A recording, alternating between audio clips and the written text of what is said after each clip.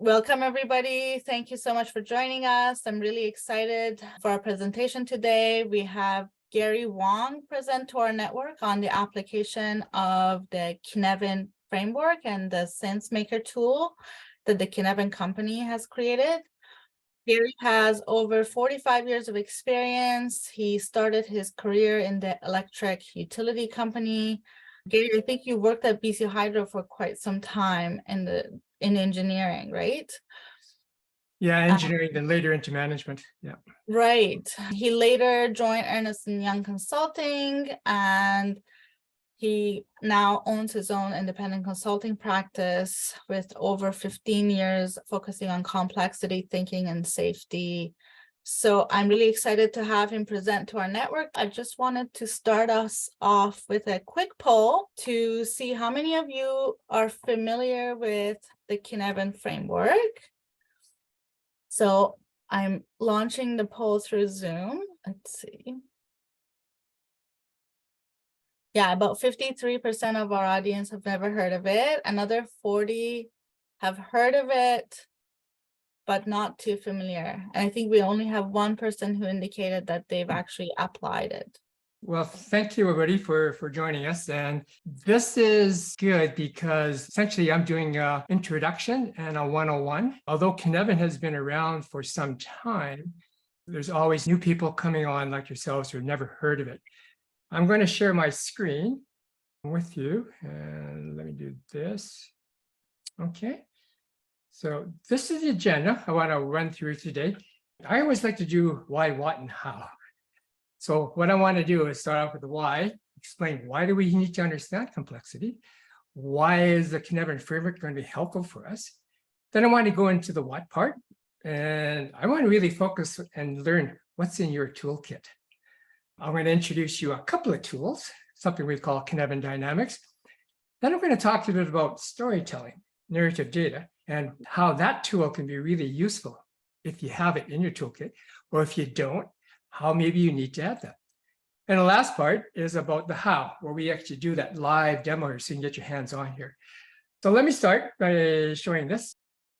Do you ever get asked the question, what is lean? I know that if I were to ask my 14-year-old grandson or 13-year-old granddaughter, they have their own iPhones. They would Google. On the left-hand side, they'd probably see something from the dictionary. Okay, not fleshy, thin, contain a little fat. The third one, not productive or prosperous, meager. Oh, doesn't sound that good. But you can also go into Wikipedia, and then you can look at what is lean. Wow, I didn't know lean was a recreational drug. So this is a new learning for me. The next source you can go to, of course, is something that's fairly hot right now. How many people have gone into ChatGPT? This is what I pulled up. I do like this. A lot of it, from what I know, makes a lot of sense.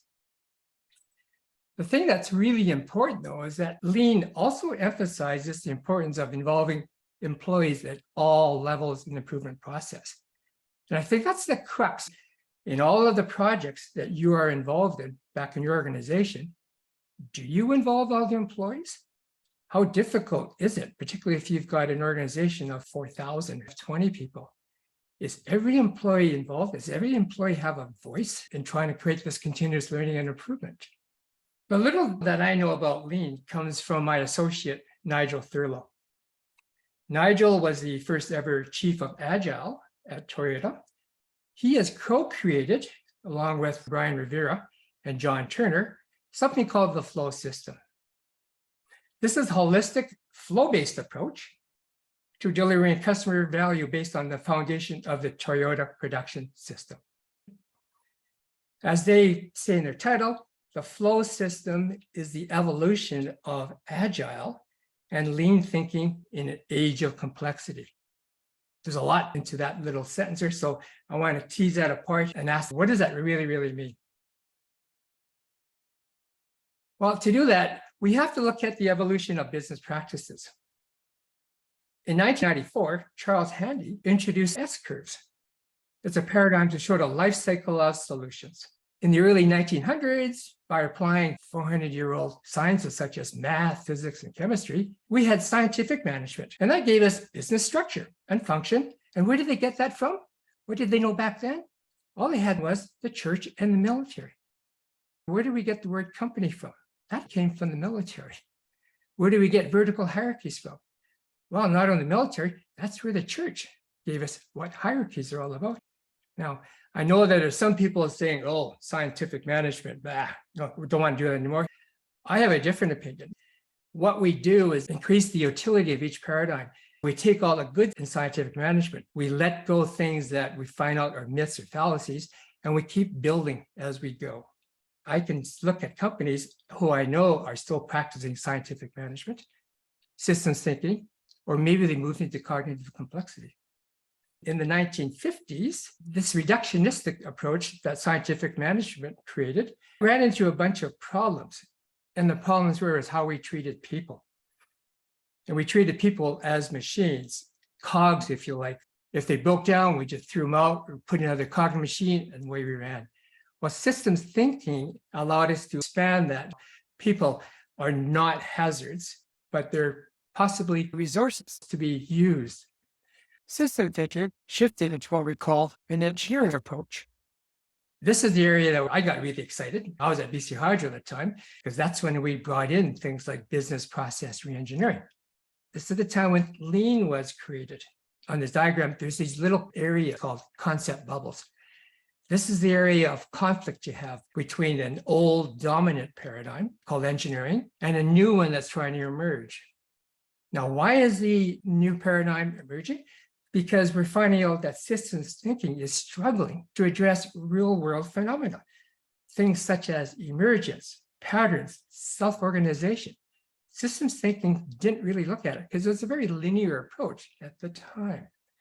So this led to the birth of holistic science, complexity science in an age of ecology. Church, military, engineering, now into this whole area of ecology. Now you can hear words, which is part of your vernacular, like going viral, tipping point, complex adaptive systems. Something that I'll talk later a bit about is adjacent possible. This is the busy map. It's a map of the complexity sciences. It's a huge sandbox. And if you look at it, it only goes back to 1940. So in terms of the sciences, complexity science is still in its embryonic phase and it's evolving all the time. And there are different ways that you can treat complexity. Computational complexity, there's cybernetics. The area that we play in, particularly, and when I say we, it's with Cynefin and David Stonen, is right here. In a nutshell, we look at the human aspects of complex adaptive systems. Dave has coined a term, anthropocomplexity. It's a transdisciplinary approach. So what we do is that we learn from anthropology, especially the field of ethnography, and the study of human culture. We also look at what cognitive neuroscience and how the brain makes decisions. And lastly, we still carry on looking at natural sciences and understanding these repeatable patterns that occur in the natural environment. We do like to go back to nature because nature has kind of figured things out. This is a single plane diagram of the real world. It's made up of 3 basic systems, and they're nested all within a complex adaptive system. You can move between the systems, except for this boundary between chaos and order, that little crazy thing at the 6 o'clock position. It looks that way because if you take a piece of paper and you were to fold it over, you create an edge. That's what it's supposed to represent. This is a physical cliff where you can plunge down, so you want to stay away from it. And when you plunge down from the order system into chaos, some unexpected event takes place. We call these failure or accidents, fatalities. This is where we want to be careful. That edge also sometimes is referred to as the edge of chaos. Moving between order and complex or chaos to complex, those are easier to move and there's no physical change. It's really a change in your mindset and how you want to think about things. I think this is where most of us live. And because your poll said that most of you don't know the Cynefin Framework, this is where I would confidently say you reside right now. You're in the order system. I'm an engineer, graduated in 1971 from UBC. I also got my MBA at SFU. What did I learn formally? everything about order. I had no courses on complexity science. Why? Because complexity science wasn't even around at that time. So what do we learn? We learn about certainty, predictability, stable work environment. We learn how to be reductionist. And as an engineer, I love this because if I have to fix my car, I know I can lift up the hood and take parts, fix the parts, put them back together, and they work. If any of you are in knowledge management, then you're familiar with these terms. In this order system, we work with known knowns, known unknowns, and something called unknown knowns. That last one's a bit weird. Unknown knowns. But unknown knowns are essentially saying, how come I'm the last one to find out about this? Everybody else knows about this, but I don't know about this. Or another way, if you understand what tacit knowledge is, I know it because it's in my head. I just haven't bothered sharing with you. And there's a lot of that happening with your frontline workers. The crew members know all this stuff and they share it. But we don't bother telling management because, I don't think they really care anyways. And that's what happens. You are in the ordered system. How is the complex system different? Well, this is where you have uncertainty, unpredictability. It's ambiguous. This is what we call the holistic ecological paradigm. What do we get now? We get these things called unknown unknowns.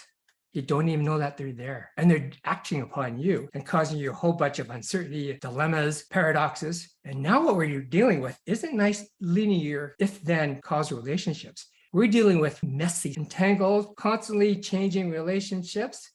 If you are mothers and fathers and you're dealing with your kids, you know what I'm talking about. What worked yesterday doesn't work today.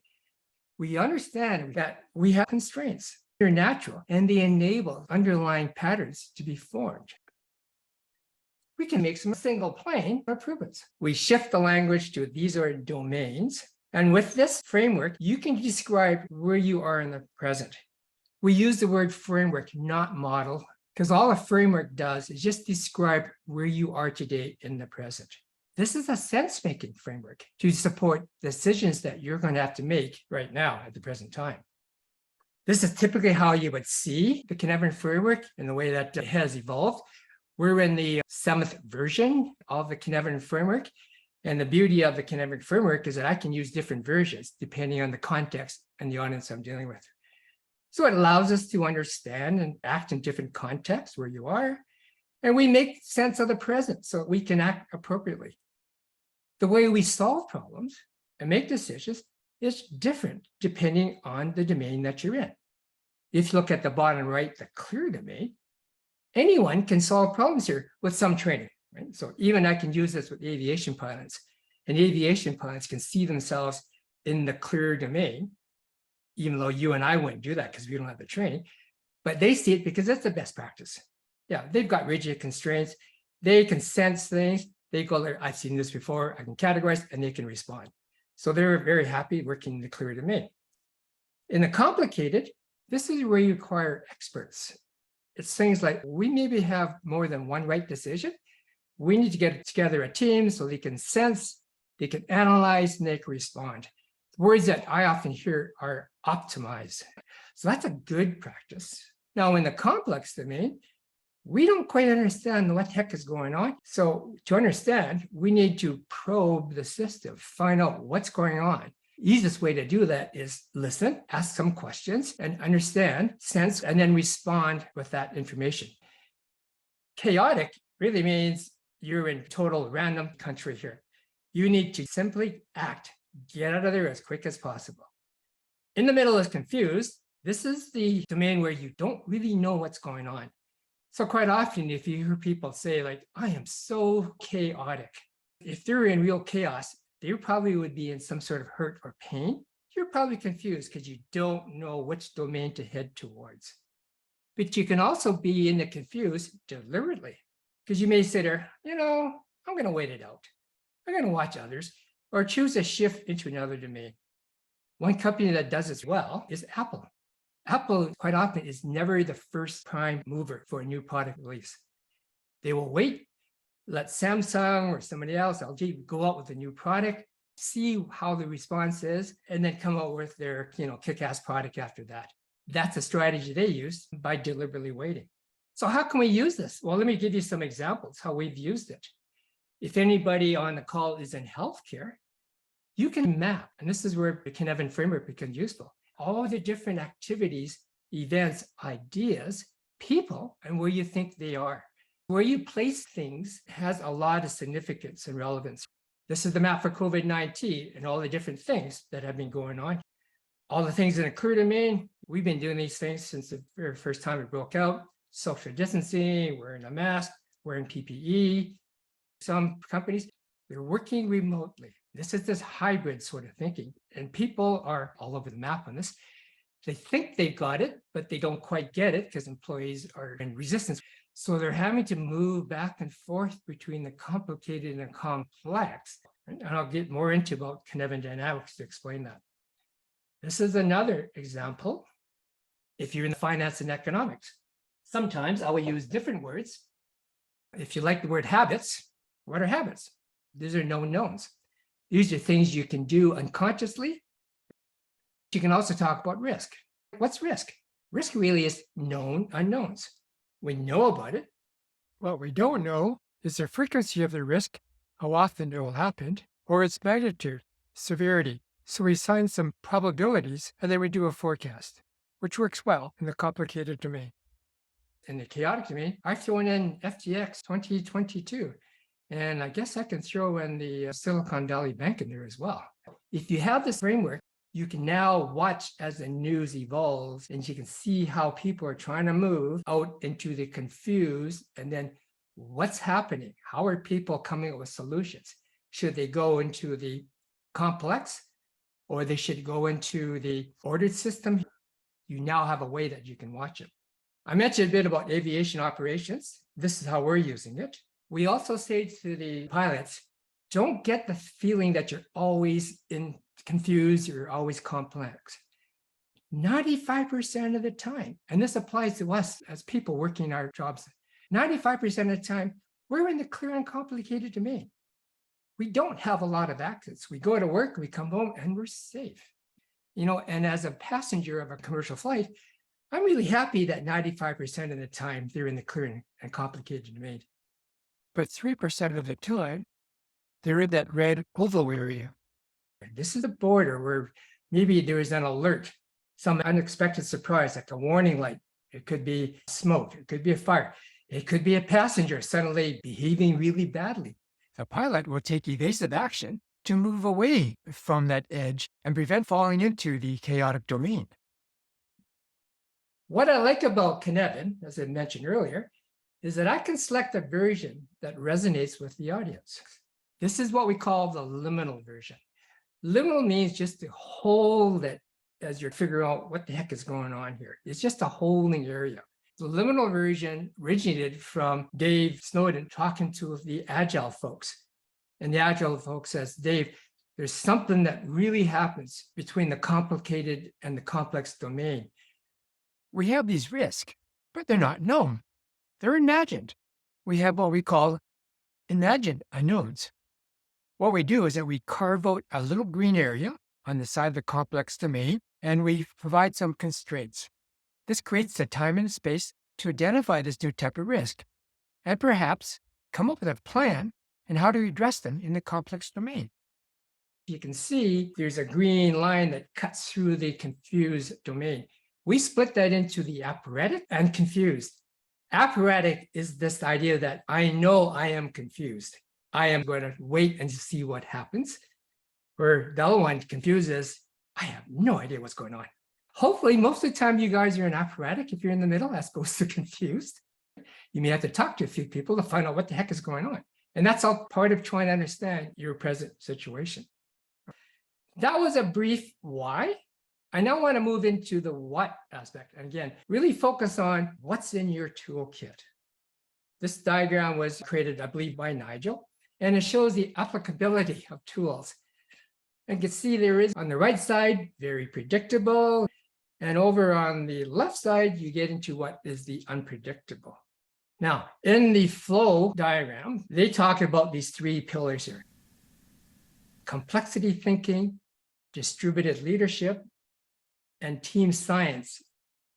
Cynefin Framework and complex adaptive systems fall under complexity thinking pillar. And in the Nigels diagram, you can see in which Cynefin domain various tools and methods reside. Note where lean is. Lean is in the complicated domain, and it's positioned just above the clear domain because it's meant to be a practice that you can look at things to improve it, and then you would bring down processes and procedures and tests into the clear domain for execution. So that's why it's located there. 5Y is located there. Quite often, you will have people working in the clear. They will have an incident, could be a near miss or whatever, or just like, I've never seen this before. They fire back up to you guys as experts. Then you apply the 5 Ys, trying to figure out what's going on. And then you see project management, a little higher up. It's a little more sophisticated, as we know, and takes a little bit more training, even a certification to do that. Where I really want to spend my time with you today is complex domain.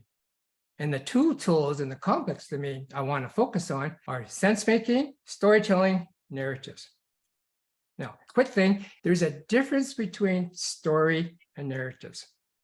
A lot of people think they're interchangeable, and honestly, I sometimes use them interchangeably. But the difference is that a story is an event. It's just something that has happened, but there could be various narratives attached to that story. Good example is a car accident at an intersection. That's the story. There was an accident at the corner. But you can have different narratives. There could be the narratives of the driver's perspective, two different narratives. They could be quite similar, they could be quite different. There could be another narrative from me as a bystander watching this accident take place. And depending how many people you talk to, there could be a lot of narratives attached to that one story. This is why we smile when they talk about, we got to find the truth, because there's only one truth. Really difficult because people are carrying different narratives. We like to talk a bit about the person having that experience and how do they see it from their eyes. Okay, and I'll go into that and explain that. So I see that you have the lean and 5Y in the complicated domain. Yeah. A lot of us here are trying to apply lean principles in environments that are not manufacturing environments. So that we're in, the service sector or public sector where the services that we provide aren't, the assembly line type environments. Do you think that the business processes that we're dealing with in these service organizations or nonprofits still fall under the complicated domain, even as we apply lean practices to them? Yeah, the way to decide which domain you're in is to ask, what is your work environment like? Is it predictable? Is it fairly stable? Do you notice that there are very clear if-then causal relationships? If I click the light switch, the light goes on. If you have those sort of relationships there, you're probably in the complicated domain. And like I said, 95% of the time, we're probably in that complicated and clear side. Okay. Now, one of the things I didn't show you, or maybe saw in the single plane diagram, notice how big complexity was? Complexity is always increasing. We can't say that about the order system. In fact, relatively speaking, probably our order system is shrinking. And why is complexity growing exponentially? Because every time you meet somebody new, like today, I'm meeting a lot of new people, my level of complexity has increased. I now have a bit of a connection with you, a relationship. And all I know is that I don't know what Keith or Ashley or Toby are going to talk about, and who knows where that's going to go. That's what makes the world so much more complex. And like I said, it's always growing. So basically, the way you figure out where you are is in the level of predictability and the causal relationship you have between input and output. Yeah, right. And some people have used the definition, oh, if you're dealing with people, you got to be complex. Well, not really true. There are people that are in software programming. They're people, they're coding. They're definitely, a lot of them are in the complicated because they're just doing coding. They train for that, they just do it. If-then relationships, that's what, each line of code is all about. And there's nothing really complex about that. It's complicated work.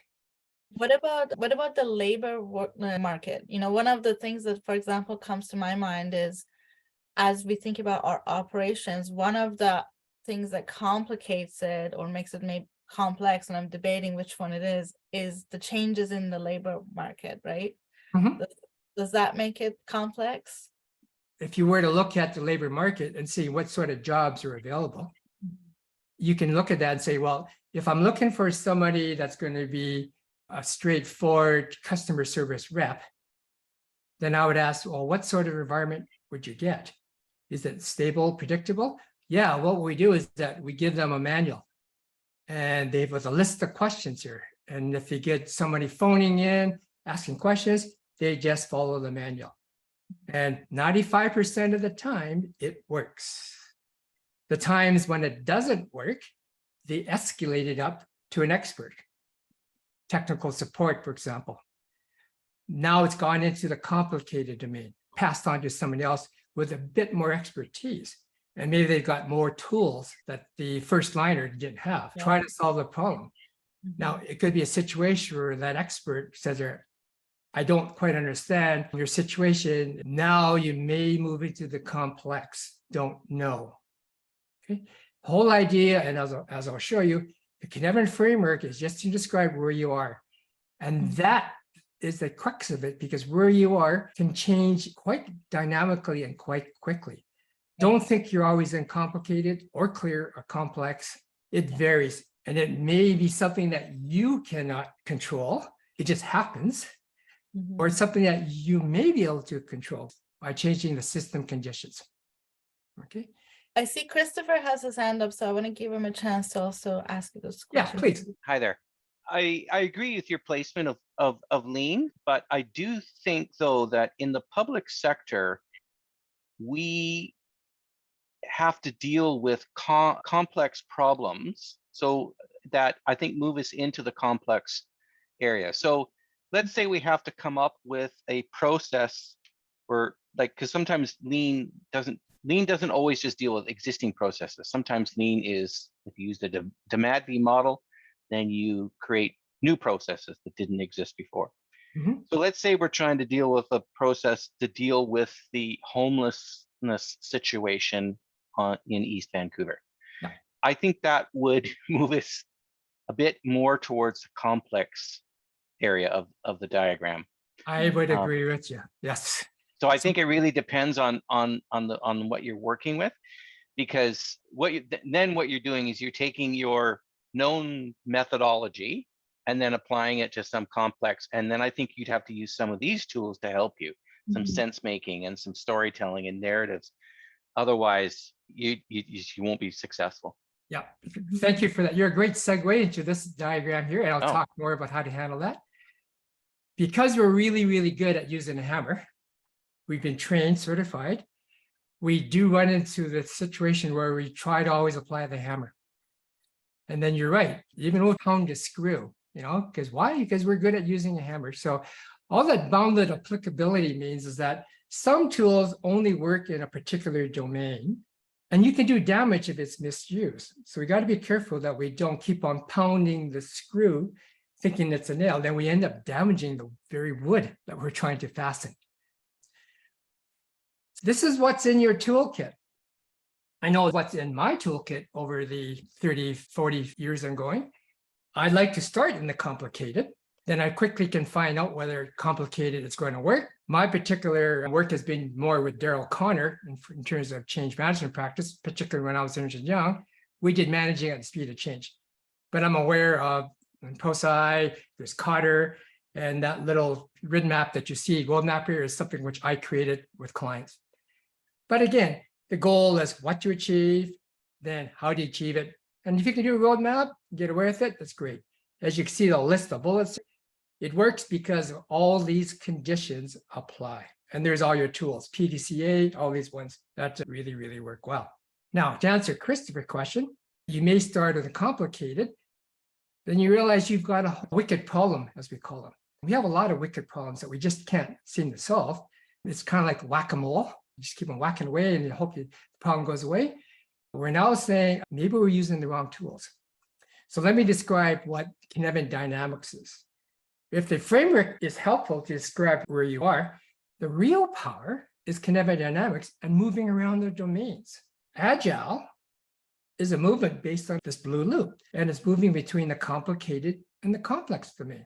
And if you notice where Nigel has placed Agile or Scrum, it's in that green liminal space. It's in this liminal transitional zone because you're trying to figure out what's going on here.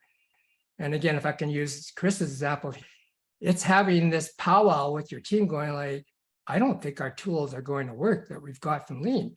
We don't quite understand what's going on. We need to do something different. What tools do we have for that? Well, the essence of Scrum is to do things in shorter cycles or sprints. And that allows more self-organization in terms of time allocation and managing backlog. Now, as you said, it's possible that uncertainty will emerge in your Lean project. This is one of these unknown unknowns that you weren't aware about. What are you going to do? Are you going to carry on the complicated domain, assuming nothing has changed? Probably not. I expect you're going to move into that complex domain to probe and understand what is happening. And the tools that you're going to use are going to be storytelling, collecting narrative data to make sense of possible adjustments. And you're going to be talking to different stakeholders, shareholders, victims, if you like, to try to get their perspective of what's going on. This is the Cynefin Dynamics Blue Loop. You go from the complicated, spend some time in Agile, work out a bit of a plan, who you're going to talk to, collect data, which informs you like, oh my God, all that we're doing has to be changed. And then you go back into the complicated where you document and you make your revision changes. Okay? And this is this looping that goes on. This is what Agile is. This is this iterative step as opposed to waterfall. Waterfall assumes that we know what's going on, and then we'll ask people at the very end of it. Here, you're constantly going back and you're checking.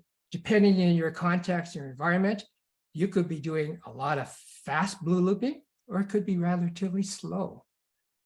Again, it's all about your context. So just want to check with Chris. Does that answer your question there, Chris? You okay with that? Yes, absolutely. And Okay. and just as an example, I remember trying to do some Lean work with First Nations groups. Yeah. And because a lot of their culture is relationship based, Mm-hmm. and you got to go into the storytelling and show that you understand them and they can understand you. If you just go at them with this full on plan, do, check, act, they're just like, go away. Yeah. We're not interested, thanks. Yeah. And so that's a cultural thing that you have to be aware of even before proceeding. Yeah. So in my experience at BC Hydro as a district manager and dealing with Indigenous groups, you learn a lot of it about talking sticks. You Yes. learn a lot about smoking lodges, right? And Yep. then, we have this, come on, let's hurry up. Let's go fast. And their view is we go slow at the beginning, so we go fast at the end. Yeah. Boy, was that a mindset change for me, right? Because I would just wanted to get, and I was under pressure to deliver by a certain time.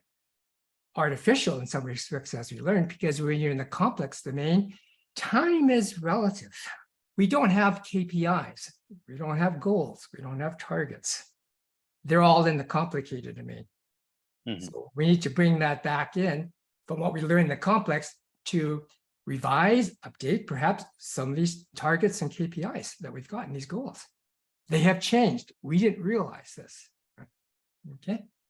Before I move on to storytelling, one more thing which may help you is think about your mindset of using tools. You could be a mechanic or also you could be a gardener. We really have two sets of tools. So in the order system, if I'm there, I'm going to pull up my trusty hammer and mechanic's tool belt. These are my fix-it tools I got good at using. I learned these as an engineer. I learned these as a manager. I've got people that I got to fix. Oops, right? But that was the thinking back then. I got to force them to get with the program. That's using the toolkit, probably inappropriately, but I didn't know that I could be a gardener. So what is a gardener? Well, what do you got? You've got a watering can, you've got fertilizer, you're careful with your plants. Because all that we can do as gardeners is to create the conditions to enable people and new ideas to grow and prosper, right? suspect a lot of you maybe have your own home gardens and you're doing this.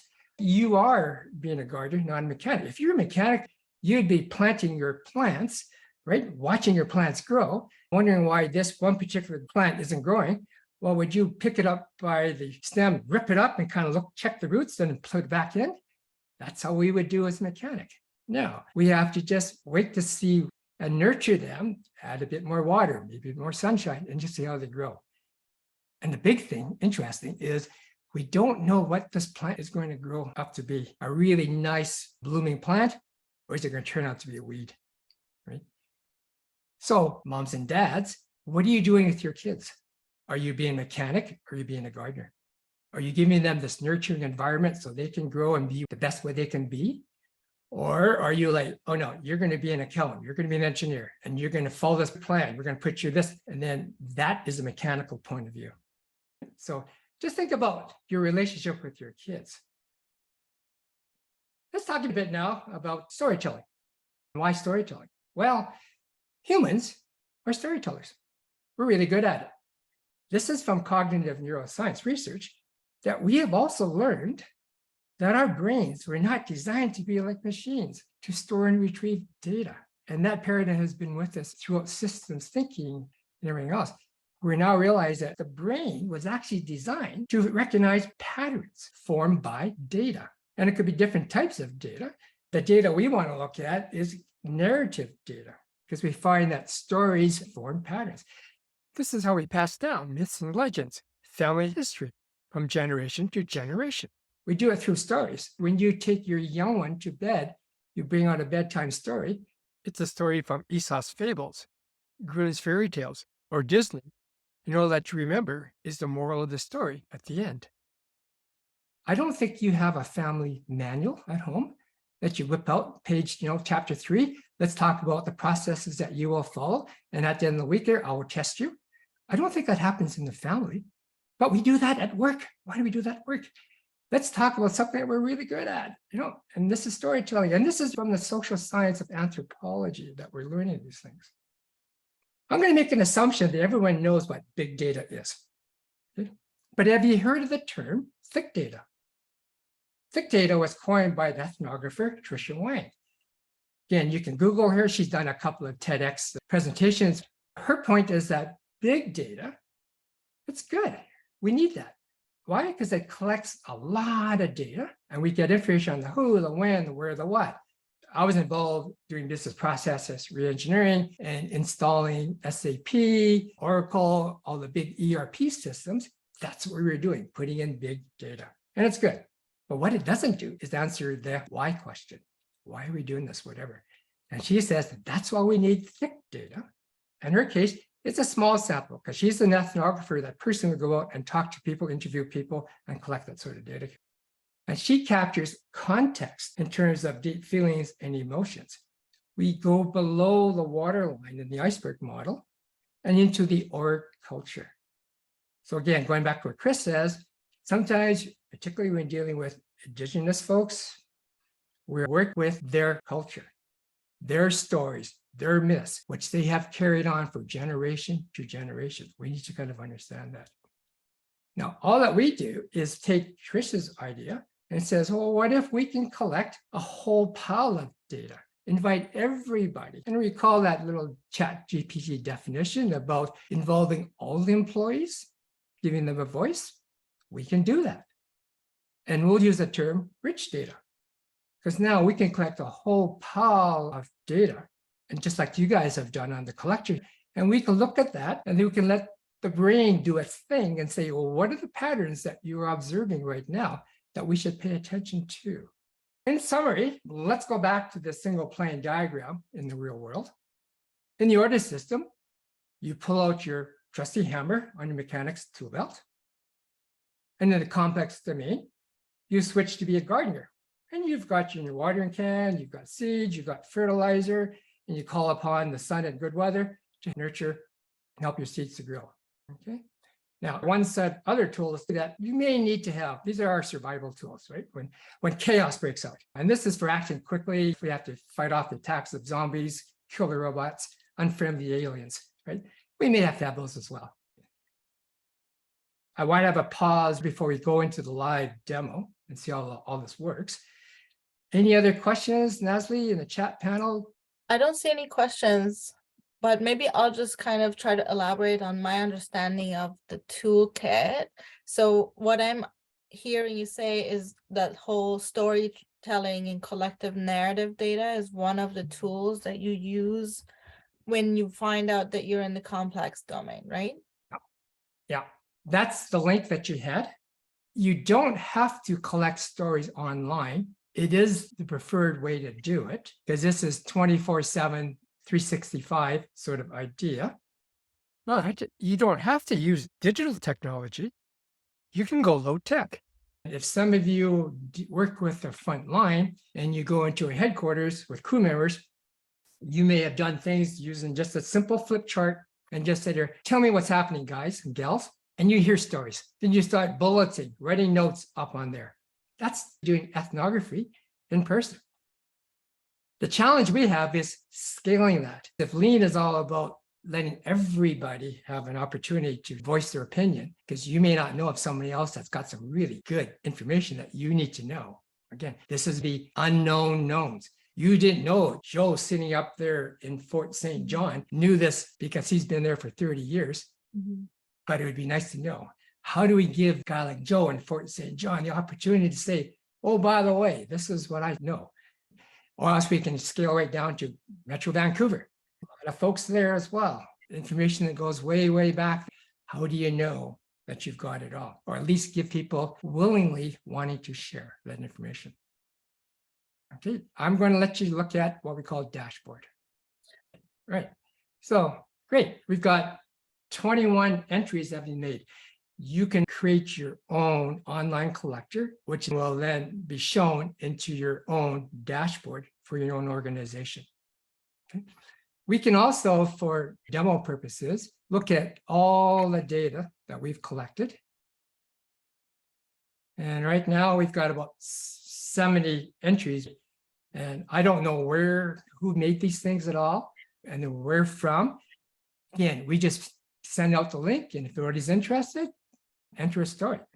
Let's go back now to how would we use this?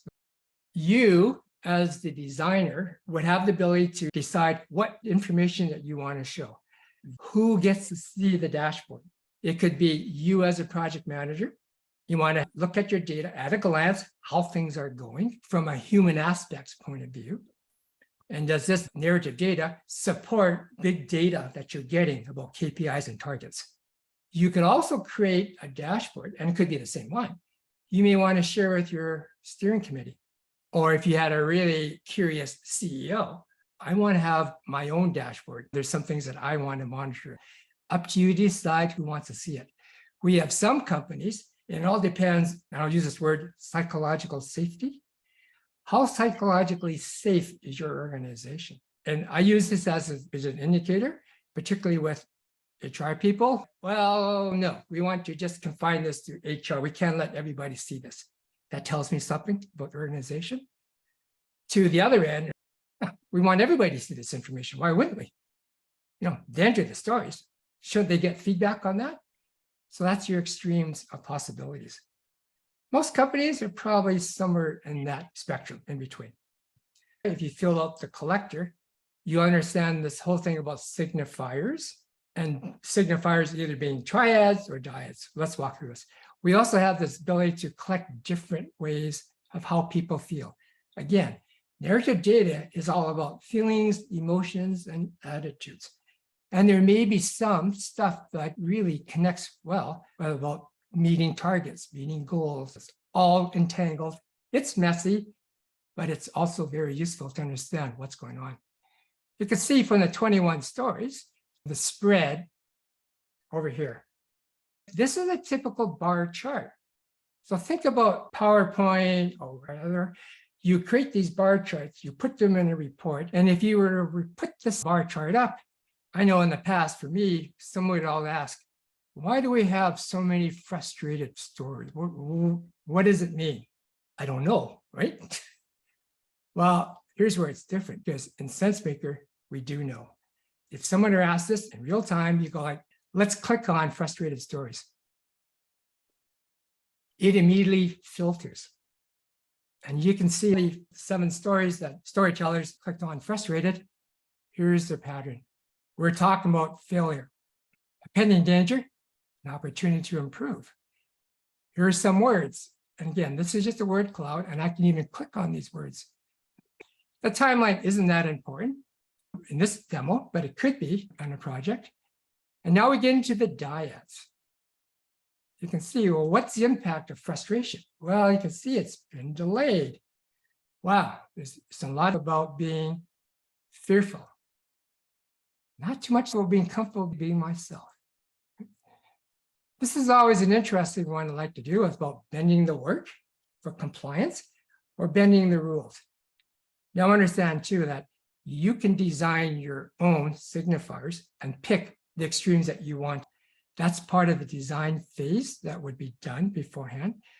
As you can see, over 10 years of doing this, we developed a pretty good set of templates of what we find happens a lot. But if you have something that's very specific for your project, we can add that and see what happens. This could be a bit disconcerting when you see this happening all the time. Now we get into what we call the triads. In a triad, all 3 points are perfectly good, or maybe perfectly bad, depending on the way that you structure your triad. Each of those dots is a story.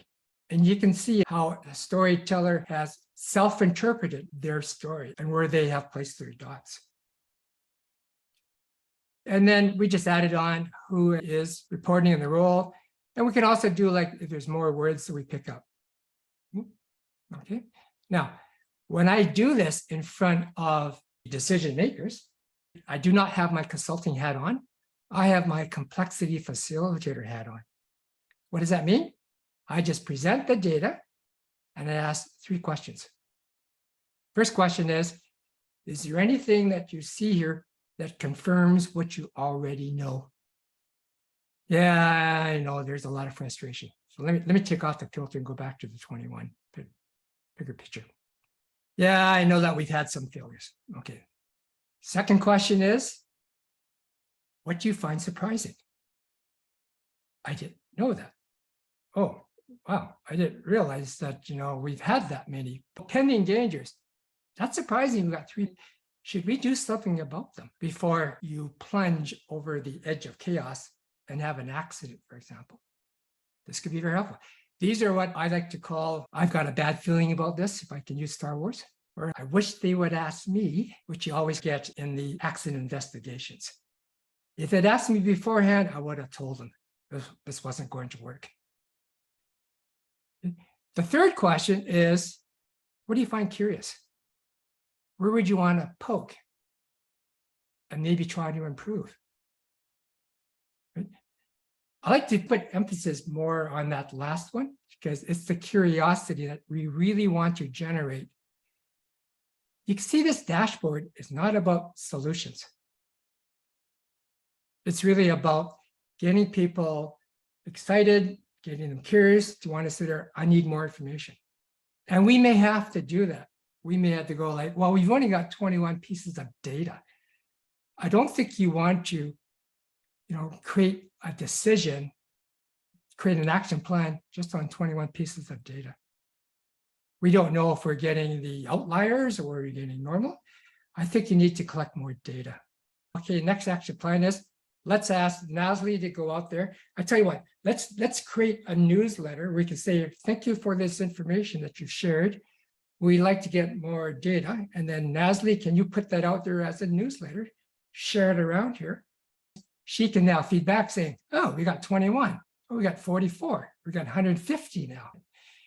In some areas, we've done that. When I say we, that's not me, but we did this with the armed forces, creating a camp, and they wanted to get some feedback on how things are going along. If you're a general, most generals, they'll ask the colonels, and the colonels say there, we're just doing fine, thank you. And you're never satisfied. What am I getting here? We can say, let's go and ask the soldiers. They all have their own little mobile devices. They can fill this thing out. So that's what it did. And they got some really interesting data they could deal with. But then because it's all about trying to make this a comfort for this new camp, they said, well, can we involve the wives, the spouses? They're part of it as well. And the answer is yes. And within a week or so, they got responses from all the wives. Now you can start seeing the power of involving everybody. And then everybody does not have to be within the organization. Mhm. You could be customers, you could be suppliers. A lot of you are using contractors. Do they have a voice that's worth hearing? Can I Yes. interrupt and ask a couple questions? I want to make sure like everyone is following along with respect to understanding what SenseMaker is all about and how it translates those micro narratives into data that you can Yeah. use. Just for my, again, trying to understand it.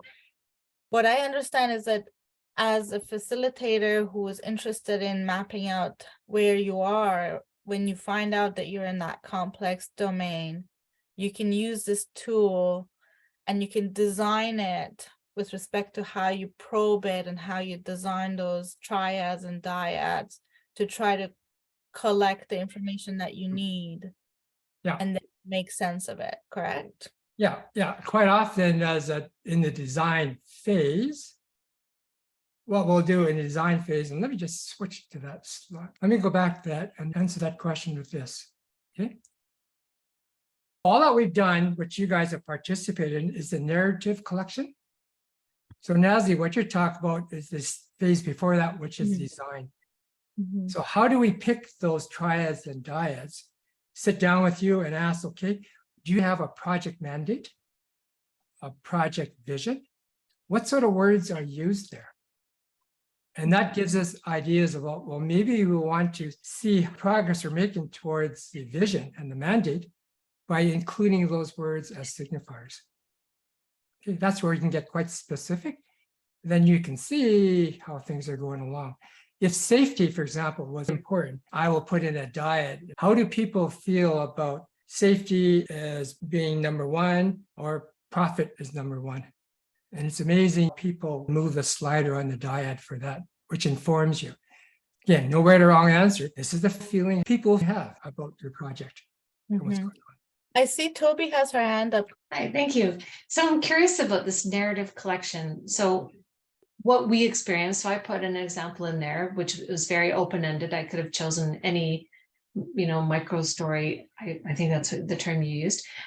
When you're engaging with a group of folks on a particular project, you'd want to tailor those questions more to your specific example, right? That's what you're saying, you're adding the phase. So this is, So briefly describe a situation. So this is kind of the idea of that you'd want to really narrow it down to the focus of that particular project, right? What are some of the things that they're experiencing, or, have you experienced this project before? Sometimes there's, resistance to, oh, we've done this before and it never worked, or, I don't understand this, or we've had lots of conflict, or nobody's listening, or so you would want to sort of tailor this, but still be able to keep it anonymous. Is that sort of the sense of how this could be used? You have a choice between anonymity. In most cases, I don't want to be known, so therefore don't associate me with this. You can go the other end. And we've had this where union guys said, I want my name on this. I take ownership and I want you, CEO, to reply to me. You get that as well. Again, it all depends on your context, which way you want to go. This is where I would, Toby, sit down and say, let's create a one-page to describe what it is that we want to collect. Anywhere that you are doing a survey now, if you're using SurveyMonkey, and I did SurveyMonkey for years, you could use SenseMaker and collect information. The struggle with surveys is that you and I, as survey designers, we have built-in cognitive biases. We know what we're looking for. We're just going to validate what we think. We don't give the freedom for letting people, what do you want to talk about? This allows them to say what you want to say. Yeah, that's super helpful language, because you're right around a survey is what we want, what we think we need to talk about. But this tool allows the user or the participant or the group to tell us what it is that they need to sort of dig into and talk about. So that's That's super helpful. Yeah, there's that. And then if you look at, going back to this one, that thing about if I were to click on here, I could read the stories. Let me do this for you. Just as a quickie. Here's all your stories. Okay. And we like to use the short tags, titles, because you can see different things are coming up. And there are things like, I didn't even know that was concerned. And don't forget, we're not just collecting negative stories. We're also collecting high five. This is really working well. So again, this is working well. Keep on doing it. We want to encourage that as well, right? We want both stories, not just negative stories. And if we were to go on one, I'll just pick one, for example. Here, honored input, or this one here. I can click on the details of that particular storytellers and how that person chose to interpret their story and look at their numbers. Right. So you've got all this detail. And like I said, because of timing, we can go a lot more deeper in the analysis and how you would use this. And I think what I love about it, as I'm noticing the various aspects of it, is that usually when we collect survey data, even if it's open-ended type questions, then the onus is on the interpreters to try to make sense of what that open-ended response means, or what category it belongs to, or how to give it a theme. Whereas in this tool, you're asking the participant, the person who enters the story, to also do the work of telling you which space it belongs to and what is the it's called disintermediation, which means there's no third-party consultant analyzing. I know what that person is saying. I've been there before. What a crock, eh? How do you know? Right? The only person that really knows is the storyteller. It's all, I can't false interpret it. And I've been guilty of that. When I'll take bar chart, I'll pick out the few comments that validate what I think is happening. And that could be way off whack. And we build a whole strategy based on me being wacky. How smart is that, right? And Christopher has also his hand up. Go ahead. Yeah, Chris. Yeah, just a comment. One of the challenges in the public sector is there many times can be a hesitancy to engage all of the user groups or sectors or however, participants, because of potential political fallout. So when I worked in the public service, you couldn't go and ask citizens because they might say something that will embarrass the minister or will be uncomfortable or something like that. So so what do you do? You have to leave them out, or management will say, well, we know how the public feels about this. They feel this way and that way. And it's like, oh, really? Do they? And it's like, okay. And it's frustrating because that whole gold mine of information is unavailable. Do you have any ideas to sort of mitigate that somehow, or? Well, last year we were with the BC government, and the BC government has used SenseMaker. There are different departments that have taken Cynefin training. This is not new for some people. They're using it. And when we did it with 3 teams. One of the teams was the BC Wildfire Group. And it was, you're right, couched very carefully that this is contained. Again, these are those constraints that we've got. And how do we share data? Where we can't get involved is, how do you move this up the hierarchy? When we show this, we want to do it to make them curious. Are you curious about this? Then you want to have the opportunity to say, if we were to go collect some data from citizens or from this other department, we may get more information to explain what's happening. You want to take the risk, or what are you fearful of? And you're right. That is a political question.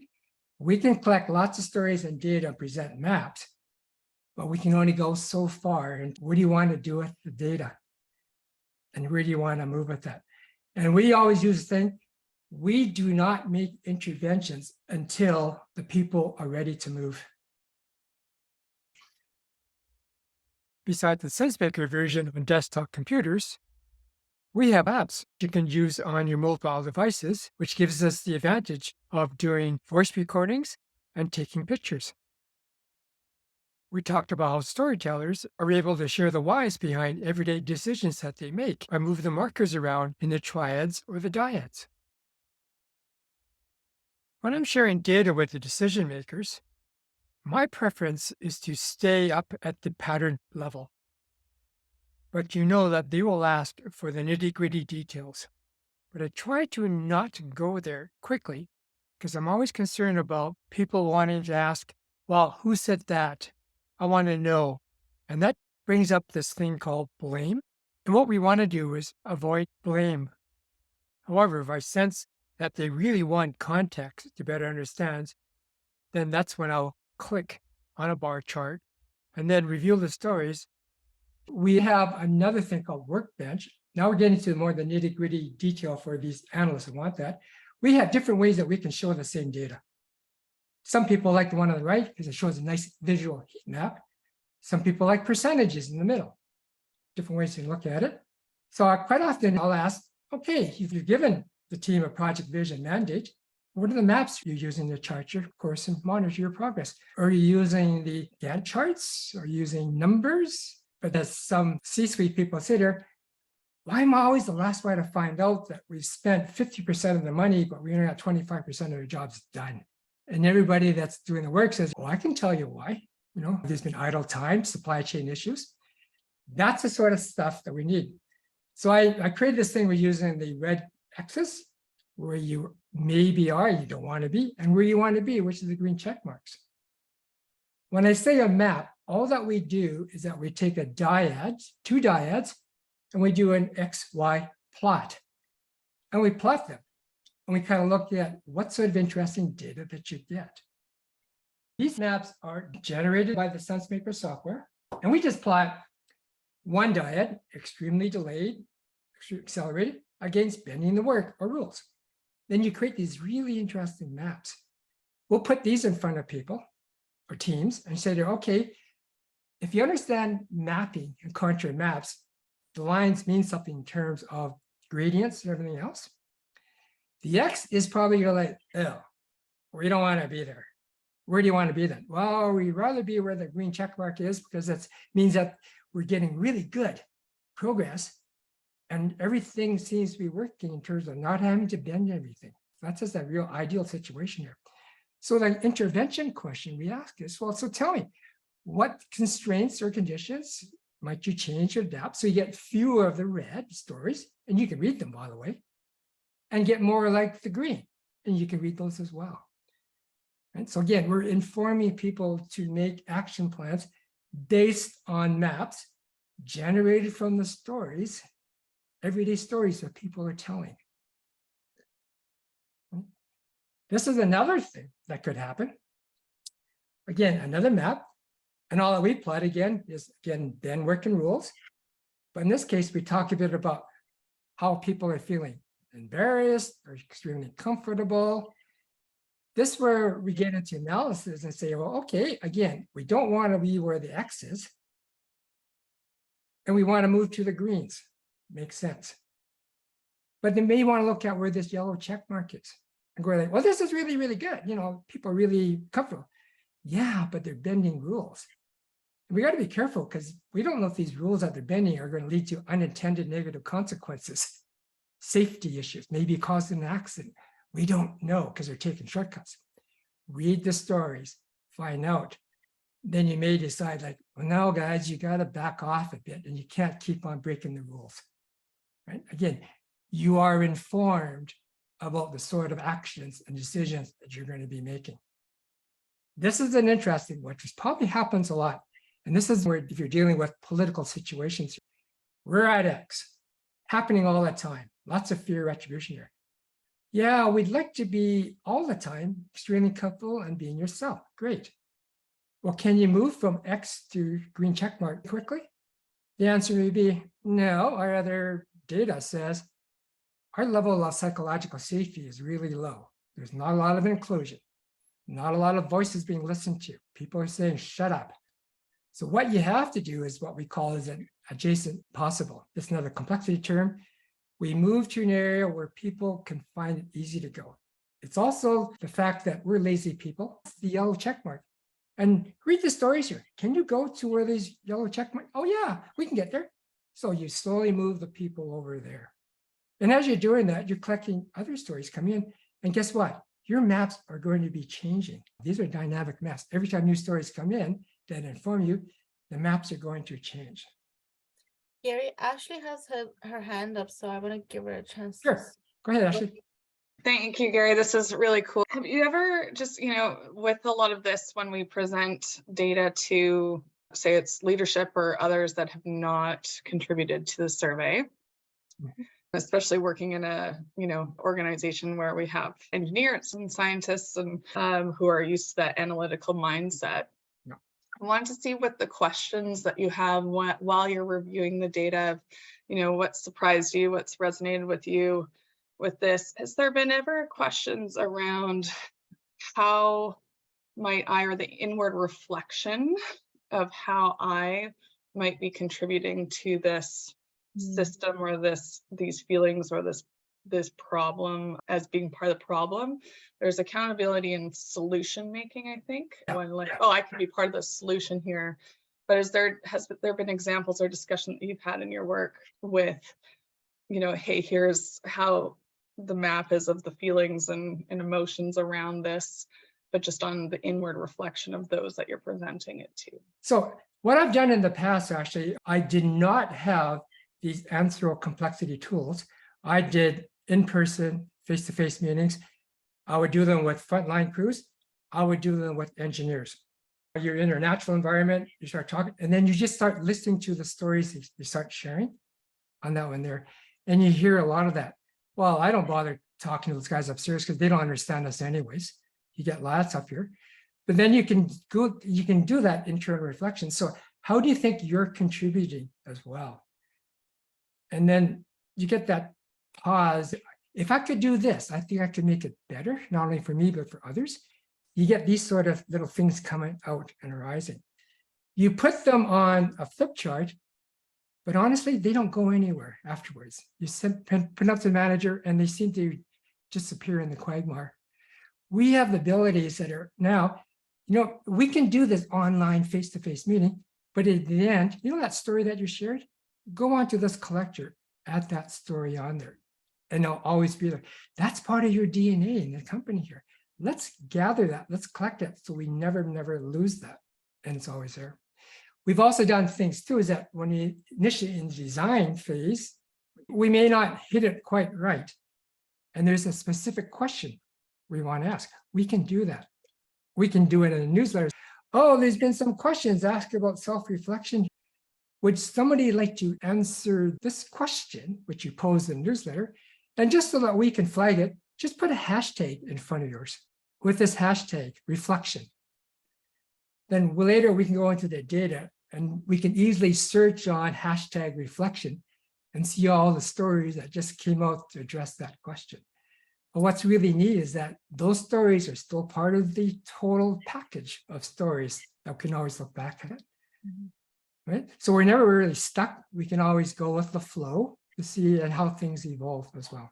Does that answer the question for you?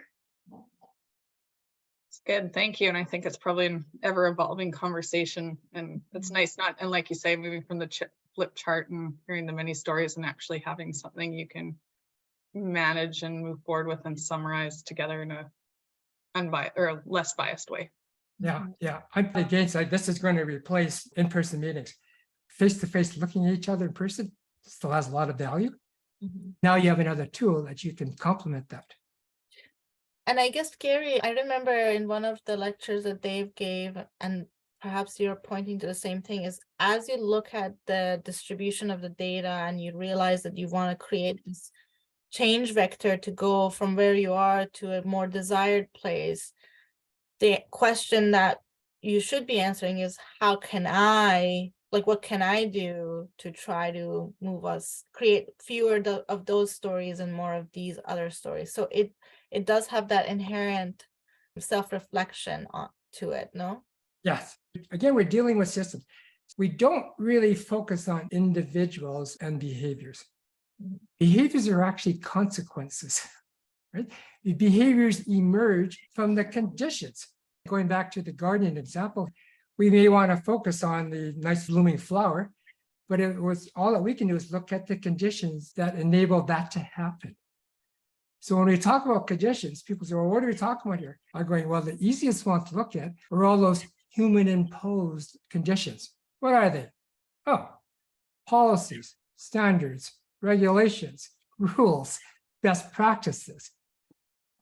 All those things we have imposed as humans in the ordered system, but maybe they don't work now. It's a bigger picture now. We have a complex system here. And then what we'll do is that we'll experiment. Oh, let's see if we can go to Department A and let's relax rule number 42 and see what happens.